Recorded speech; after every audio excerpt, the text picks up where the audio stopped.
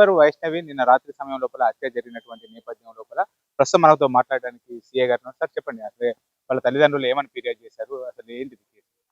ఈరోజు ఉదయం తెల్లవారుజామున ఈ కురుట్ల పిఎస్ పరిధిలో మాదాపూర్ అనే గ్రామంలో ఈ వైష్ణవి అనే అమ్మాయిని వాళ్ళ భర్త మర్డర్ చేసినట్టు వాళ్ళ ఫాదర్ కంప్లైంట్ ఇవ్వడం జరిగింది.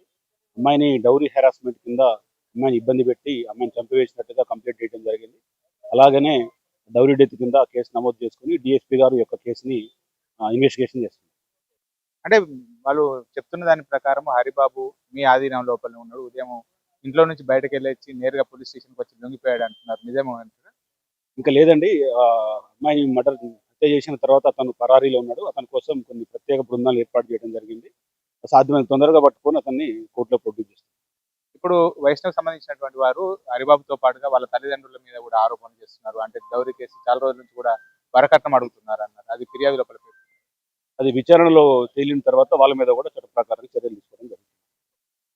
ఇది మొత్తానికైతే ఈరోజు ఉదయం హరిబాబు ఇటు ఏదైతే వైష్ణవిని హత్య చేసిన తర్వాత పరారయ్యారు.